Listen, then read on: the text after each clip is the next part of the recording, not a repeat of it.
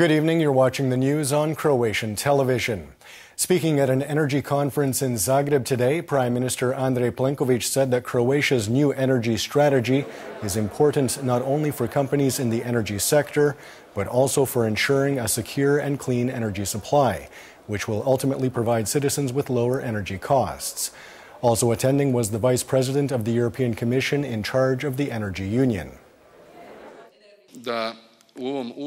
I would like to conclude this first part of the conference by saying that we will actively contribute to one of the Commission's 10 priorities, and that is a European-wide energy union, and that we will adopt a new national energy strategy, bring the strategically important LNG terminal to fruition, and continue with energy efficiency renovations on buildings.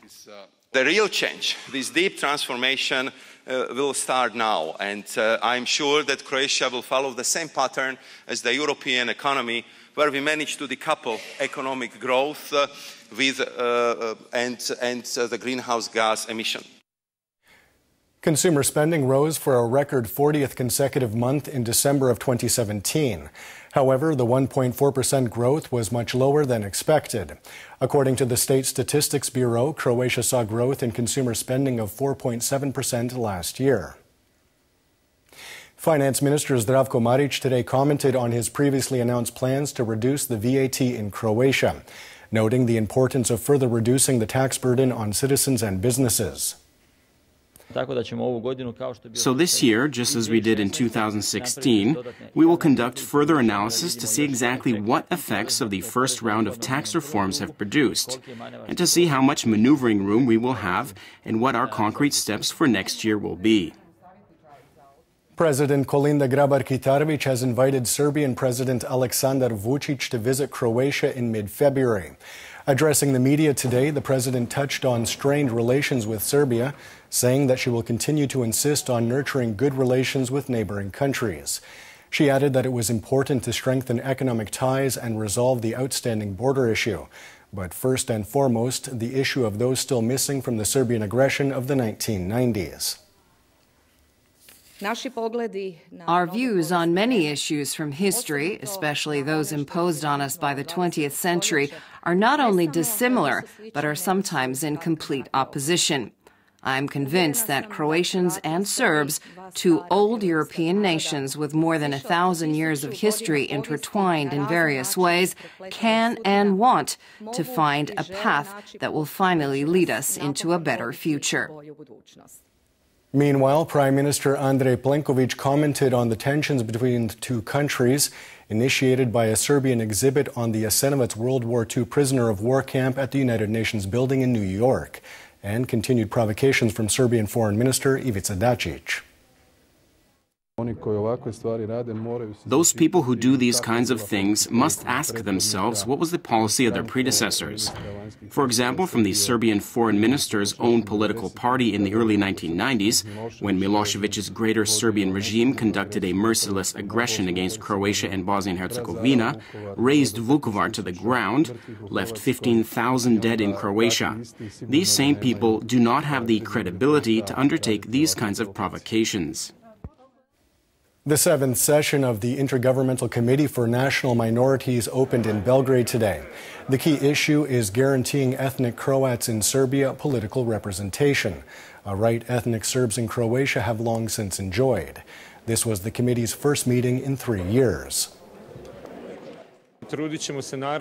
In our talks, I expect us to find a solution that will be in line with the expectations of the Croatian national minority and in line with what they are entitled to on the basis of bilateral agreements.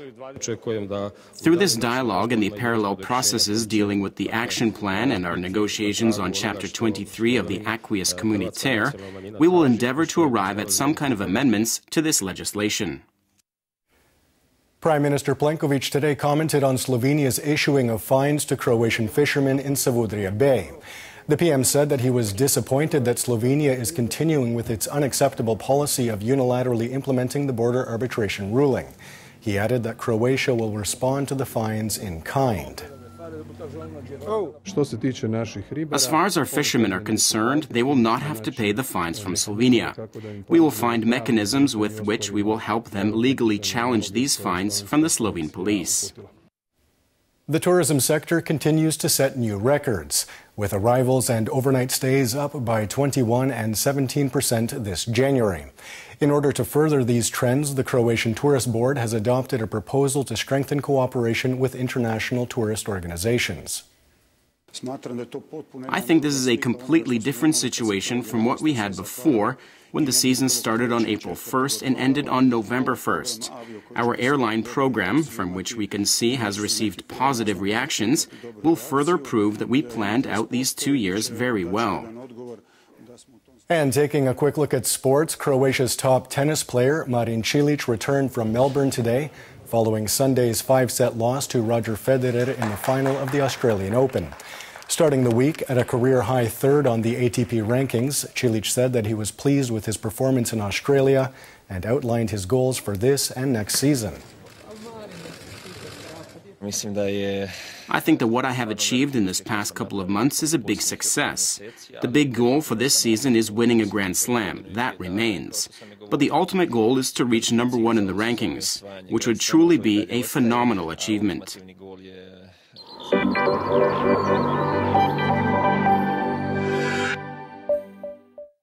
And now the forecast for tomorrow. Partly sunny in central parts of the interior, predominantly sunny in the east of the country. The northern Adriatic will see predominantly overcast skies with mist or light rain, while Dalmatia will see partly cloudy skies. Winds, for the most part, will be mild throughout the country. Morning lows of -3 to +1 degrees Celsius in the interior, 4 to 8 on the Adriatic, will give way to highs of 8 to 13 degrees. The 3-day forecast for the interior calls for spring weather on Thursday with warm temperatures and rain, especially at the end of the day. On Friday, temperatures will drop significantly with snow at higher elevations and at lower elevations by Saturday. The coast will see intermittent rain and a strong to gale-force southeasterly wind shifting to a northeasterly and northerly wind going into the weekend.